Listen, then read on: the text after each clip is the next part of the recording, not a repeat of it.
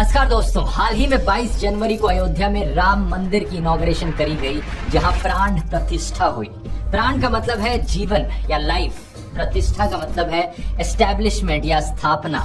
ये वो सेरेमनी है जहां मूर्ति को मंदिर के अंदर इंस्टॉल किया जाता है। इस एक सेरेमनी की पिछले कुछ हफ्तों से अखबारों में, मीडिया में 2400 घंटे चर्चा हुई है और कई कंट्रोवर्सीज भी यहाँ उठी। देश भर के भक्तों को उस वक्त का इंतजार है जब मंदिर में रामलला की प्राण प्रतिष्ठा की जाएगी। मेरा रघु पुष्पक अब मुझे लक्ष्मण किला लेकर आ चुका है। पाकिस्तान में भी जय श्री राम हो रहा है। He's only drinking coconut water for 11 days. खुद को 18 घंटे खपाया, तब जाकर मोदी ने राम को पाया। कुछ पॉलिटिकल पार्टीज ने और 4 मेन शंकराचार्य ने इस इवेंट को अटेंड नहीं किया। आइए समझते हैं इन चीजों को आज के इस वीडियो में, लेकिन साथ साथ मैं इस मौके का इस्तेमाल करना चाहूंगा इस वीडियो में श्री राम की क्वालिटीज को डिस्कस करने के लिए भी, क्योंकि राम का नाम लेना तो बहुत आसान काम है, लेकिन श्री राम की वैल्यूज और प्रिंसिपल से सीखना और उन्हें अपने ऊपर अप्लाई करना बहुत मुश्किल है।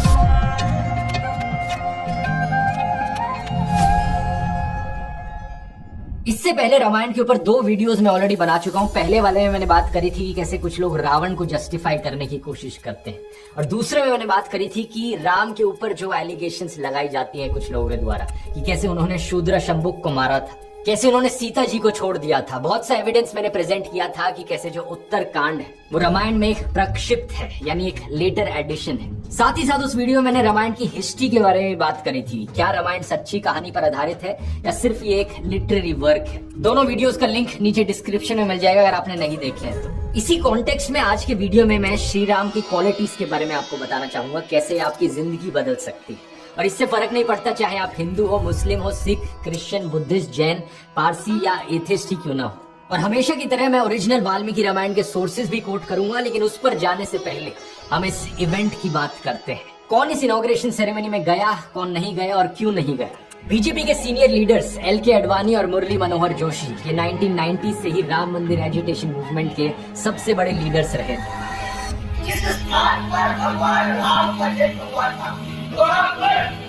मंदिर के निर्माण को पूरी शक्ति और मंदिर वही।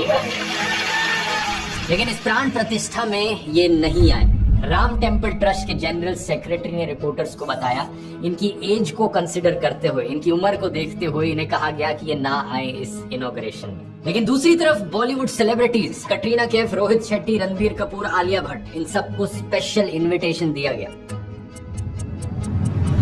पॉलिटिकल पार्टीज में कईयों को इनविटेशन मिला था, लेकिन कईयों ने रिजेक्ट किया उस इनविटेशन को अलग अलग कारणों की वजह से। जैसे कि CPIM के जनरल सेक्रेटरी सीताराम येचुरी ने कहा कि रिलीजन एक पर्सनल मैटर होता है। I said religion is an individual choice of every individual. We respect and we safeguard. इन्होंने कहा कि इंडियन कॉन्स्टिट्यूशन और सुप्रीम कोर्ट ने क्लियरली कह रखा है कि सरकार किसी एक पर्टिकुलर रिलीजन से एफिलिएट नहीं हो सकती, तो सेक्युलरिज्म के बेसिस पे इन्होंने इस इनविटेशन को रिजेक्ट किया। शिवसेना के उद्धव ठाकरे, जिन्हें इवेंट से सिर्फ 2 दिन पहले इनविटेशन मिला, वो भी स्पीड पोस्ट के जरिए, उन्होंने इसे रिजेक्ट किया। और उनके पार्टी मेंबर संजय राउत ने कहा कि बीजेपी राम को वर्शिप करती है, लेकिन राज रावण की तरह करती है। उन्होंने कहा कि वो अयोध्या जाते रहते हैं और आगे भी जाएंगे, लेकिन 22 जनवरी के इस दिन वो नासिक में कालाराम मंदिर गए। वो मंदिर जहां माना जाता है कि भगवान राम, लक्ष्मण और सीता जी अपने एग्जाइल के दौरान रुके थे। कांग्रेस पार्टी के कई लीडर्स को इनवाइट किया गया, लेकिन उन्होंने इस इनविटेशन को रिजेक्ट किया, ये कहकर कि मंदिर अभी आधा बना है और इसकी इनॉग्रेशन करी जा रही है। इनका मेन कारण था इस इनविटेशन को रिजेक्ट करने के पीछे कि बीजेपी इस पूरे इवेंट को पॉलिटिसाइज कर रही है, राम के नाम पर चुनावी राजनीति हो रही है। कुछ लोगों ने इस डांस की तारीफ करी है कहकर कि कांग्रेस ने अच्छा फैसला लिया, लेकिन दूसरी तरफ कुछ लोगों ने कहा कि एक पॉलिटिकल ब्लंडर था। लेकिन इस अधूरे मंदिर को इनॉग्रेट करने का जो पॉइंट था वो शंकराचार्य ने भी उठाया। आज से करीब 1200 साल पहले की बात है दोस्तों कि आदि शंकराचार्य ने 4 दिशाओं में 4 प्रिंसिपल मठ की स्थापना करी थी। ये थे आज के दिन के उत्तराखंड, गुजरात, कर्नाटका और उड़ीसा में। हर एक मठ के एक मुख्य पुजारी थे जिन्हें शंकराचार्य कहा गया। तो 4 मठ, 4 शंकराचार्य। इन 4 में से किसी ने भी इस इवेंट को अटेंड नहीं किया। पूरी शंकराचार्य ने निशानंदा सरस्वती ने कहा कि ये जो सेरेमनी हुई ये हिंदू स्क्रिप्चर्स के अकॉर्डिंग नहीं थी। विधिवत प्रतिष्ठा होनी चाहिए। राम जी को मानते हैं तो राम जी मर्यादा पुरुषोत्तम थे या नहीं, राम जी की प्रतिष्ठा भी शास्त्रीय विधि से होनी चाहिए। शंकराचार्य अभिमुक्तेश्वरानंद सरस्वती जो उत्तराखंड मठ के शंकराचार्य हैं, उन्होंने इस चीज को एक्सप्लेन किया। जो मंदिर है उसे भगवान का शरीर माना जाता है। मंदिर की पीठ भगवान की आंखें, कलश उनका सिर और मंदिर पर जो झंडा लगा होता है उसे भगवान के बाल माना जाता है। तो इनके अनुसार एक ऐसा शरीर जिसकी ना आंखें हैं, जिसका ना सर है, उसे जीवित करना सही नहीं है। ये कहते हैं कि स्क्रिप्चर्स के खिलाफ जाता है। ये अपनी आंखों के सामने शास्त्रों का वायलेशन होते नहीं देख सकते थे, इसलिए ये सेरेमनी में नहीं गए। लेकिन इनके इस एक फैसले की वजह से सोशल मीडिया पर आईटी सेल ने इन्हें कितना बदनाम करने की कोशिश करी। इनके खिलाफ फर्जी खबरें फैलाई गई और कुछ अकाउंट्स ने तो इन्हें हिंदू विरोधी ही ठहरा दिया। इन फोटोज को देखिए, कुछ अकाउंट्स ने इन फोटोज को सोशल मीडिया पर शेयर किया ये कहकर कि ये शंकराचार्य तो अजमेर शरीफ गए, ये मुसलमानों की जगहों में घूमने गए, इसलिए ये एंटी हिंदू है। सबसे पहले तो जैसा कि मैंने आपको पिछले वीडियोस में भी बताया है, आदि शंकराचार्य की जो कोर फिलॉसफी थी वो अद्वैतवाद की थी, नॉन डुअलिटी। एक चीज जो बार बार इसमें कही जाती है वो है अहम ब्रह्मास्मि, यानी कि भगवान हर जगह हर चीज में मौजूद है। और अगर भगवान हर चीज में मौजूद है तो फिर क्या हिंदू, क्या मुस्लिम, क्या ब्राह्मण, क्या शूद्र, सब उसी एक ब्रह्मा का प्रतिरूप है। तो आदि शंकराचार्य की फिलॉसफी के अनुसार इससे कोई फर्क नहीं पड़ता अगर शंकराचार्य मस्जिद में जाए, गुरुद्वारे में जाए या चर्च में जाए, भगवान हर जगह बसते हैं। लेकिन दूसरा पॉइंट यहाँ पर यह है कि ये खबर वैसे भी झूठी थी। शंकराचार्य के साथ एक इंसान अरविंद गुरु जो यहाँ गए थे, उन्होंने कहा ये कोई मुस्लिम जगह नहीं थी, ये एक हिंदू आश्रम ही था। ये रामदेव पीर का दरबार था जिसे कृष्ण का एक अवतार माना जाता है। ये उस दरबार की फोटो है जहाँ हमारे यहाँ रामदेव पीर जो कृष्ण अवतार माने जाते हैं। करण थापर से एक इंटरव्यू के दौरान शंकराचार्य स्वामी अभिमुक्तेश्वरानंद सरस्वती से यही सवाल पूछा गया। उन्होंने कहा कि वो कभी अजमेर गए ही नहीं, तो ये कैसे अजमेर शरीफ हो सकता है। अभी तक ऐसा संयोग बना नहीं कि हम अजमेर शहर में ही जा सके। जब हम अजमेर शहर ही नहीं गए तो अजमेर शरीफ कैसे जाएंगे। और साथ ही साथ उन्होंने ये भी कहा कि अगर वो किसी कारण से दरगाह जाते भी तो इसका मतलब ये नहीं कि वो मुसलमान बन गए। आईटी सेल और गोदी मीडिया वालों ने तो प्रधानमंत्री मोदी को इन शंकराचार्यों से भी बड़ा हिंदू घोषित कर दिया है।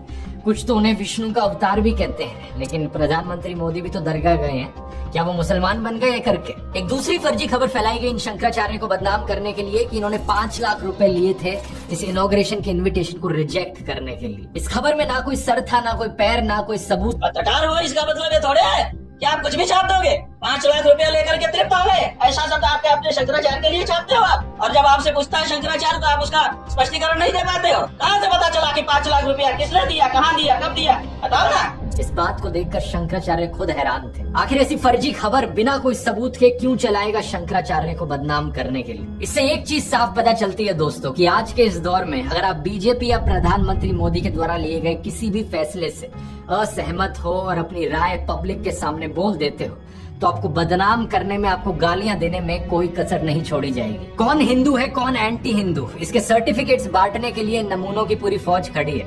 और दिलचस्प बात यह है कि इन्हें राम की कोई परवाह नहीं है। राम के नाम पर इन्हें बस पॉलिटिक्स खेलनी है।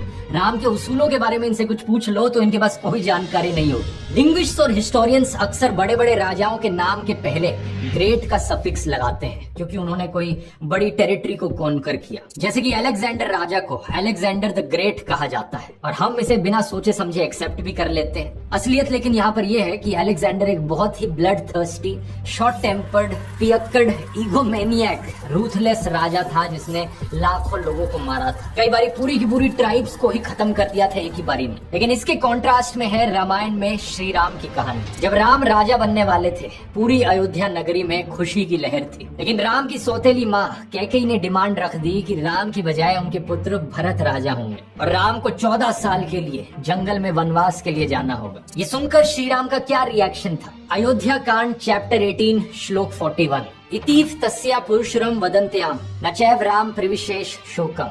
यानी कि कैकेयी के शब्द बहुत हार्श थे, लेकिन राम ये सुनकर नाराज नहीं हुए, उन्हें कोई दुख नहीं हुआ इस बात का। वैसे अगर आपको पूरी राम कथा इसी तरीके से आसान भाषा में समझनी है तो कुकू FM को जाकर चेकआउट कर सकते हो। वहाँ पर 3.5 घंटे की राम कथा सरल भाषा में ऑडियो बुक के फॉर्म में मौजूद है। कुकू FM एक बड़ी ऑडियो लर्निंग का प्लेटफॉर्म है जहाँ पर ना सिर्फ रिलीजन पर बल्कि साइंस, हिस्ट्री, ज्योग्राफी, पॉलिटिक्स, हर तरह के टॉपिक्स पर ऑडियो बुक्स आपको सुनने को मिलेंगी। अगर आपने इसे अभी तक ज्वाइन नहीं किया है तो नीचे डिस्क्रिप्शन में एक स्पेशल 50% ऑफ का कूपन कोड मिल जाएगा, जाकर चेकआउट कर सकते हैं। अगला श्लोक है चैप्टर 19 का पहला श्लोक, श्रुत्वा न विव्यथे राम, यानी यह सुनकर राम व्यथित नहीं हुए, उन्हें कोई फर्क नहीं पड़ा। इसके बाद उन्होंने अपने पिता दशरथ को दिलासा दी और कैकेयी को कहा कि वो जंगल में चले जाएंगे। सोचकर देखिए दोस्तों, अगर ये चीज आपके साथ होती तो आपको कैसा लगता। आपको राजा बनाया जाने वाला है, लेकिन अचानक से ना सिर्फ आपसे आपका ताज छीन लिया जाता है, बल्कि आपको कहा जाता है कि आप जंगल में चले जाओ 14 साल के लिए वनवास के लिए। ये सुनकर बहुत से लोग गुस्से से भर उठेंगे, लेकिन राम वहाँ पर नाराज तक नहीं हुए। इस चीज को आप कंपेयर करो अशोक से, जिन्होंने अपने भाइयों को मार डाला सत्ता पाने के लिए। सेम चीज औरंगजेब ने करी, अपने भाई दारा शिकोह को मार डाला राजा बनने के लिए। अयोध्या के लोग ऑलरेडी राम के सपोर्ट में थे। अगर राम चाहते तो वो कह सकते कि ये देखो मेरे साथ अन्याय हो रहा है, मेरा कोई कसूर नहीं है यहाँ पर, लेकिन मुझे यहाँ पर जंगल में भेजा जा रहा है। वो भी चाहते तो राजा बन सकते, कैकेयी और भरत को जेल में डालकर, लेकिन उन्होंने ऐसा नहीं किया। यहाँ ये बात बड़ी ध्यान देने वाली है कि अयोध्या के लोग सही मायनों में बिल्कुल सपोर्ट में थे राम के। पिछले चैप्टर 17 में लिखा गया है कि वो राम को राजा बनते देखना चाहते थे और उससे ज्यादा कुछ नहीं चाहते थे। और इसके पीछे कारण क्या है? श्लोक 15 में लिखा है कि राम कितने वर्चुअस थे, सभी लोगों को लेकर उनके दिल में कंपैशन था। लेकिन राम बड़े कामली शांतिपूर्ण तरीके से डिसाइड करते हैं कि वो जंगल में जाएंगे। चैप्टर 19 श्लोक 20 में लिखा गया है कि राम कैकेयी को क्या कह रहे हैं, हे देवी, दौलत से मुझे कोई मोह नहीं, मुझे एक साधु की तरह जानिए जिसकी आस्था केवल अपने धर्म, अपनी नैतिकता में है। मैं इस दुनिया को प्रेम में देखना चाहता हूँ। राम के लिए सत्ता पाने का मतलब ये नहीं था कि दुनिया मेरे कदमों में हो, उनके लिए सत्ता पाने का मतलब था कि वो जनता को सर्व कर सके। लेकिन आज के दिन लोगों का बिहेवियर इसका उल्टा ही होता है। लोग बिना शर्म के कहते हैं कि मुझे पावर का नशा है। सत्ता पाने के लिए किसी भी हद तक गिरने में कोई दिक्कत नहीं है। लोग ऐसी कहावतें सुनाते हैं कि प्यार और जंग में सब जायज है, चढ़ते सूरज को सलाम, जिसकी लाठी उसकी भैंस। मैं तो उसका साथ दूंगा जिसका जीतने का चांस है, जो जीता वही सिकंदर, जो हारा वो बंदर। इन सभी कहावतों में पावर और सत्ता को कितना सर पे चढ़ाया जा रहा है। लेकिन मैं चाहता हूँ कि आप अपना नजरिया बदलो, खुद ही सोचकर देखो कौन यहाँ विजेता होगा। एक ऐसा इंसान जो अपनी सारी मोरालिटी, सारी वैल्यूज, सारे उसूल खो देता है सत्ता पाने के लिए, या फिर एक ऐसा इंसान जो सत्ता को अपने हाथ से जाने देता है बिना अपने मॉरल्स, वैल्यूज और उसूलों पर कॉम्प्रोमाइज करे। और ऐसा करते वक्त कैकेयी को लेकर उनके दिल में कोई भी दुर्भावना नहीं थी। चैप्टर 19 श्लोक 24 बस वो एक कंप्लेन करते हैं कैकेयी को, भरत को राजा बनाना था तो आपने पिताजी को क्यों कहा, सीधा मुझे ही क्यों नहीं कहा? लगता है कि आपको इतना भी विश्वास नहीं था मुझ पर। तो एक सीधा सबक हमें यहाँ पर मिलता है ह्यूमिलिटी, कंपैशन और फॉरगिवनेस का। अगर अपनी मोरालिटी को बचाकर आपने कुछ खोया तो क्या ही खोया, और अगर अपनी मोरालिटी को त्याग कर आपने कुछ पाया तो क्या ही पाया। ये वीडियो पसंद आया दोस्तों तो आपको वाल्मीकि रामायण पर मेरा पिछला वीडियो भी जरूर पसंद आएगा, यहाँ क्लिक करके देख सकते हैं। बहुत बहुत धन्यवाद।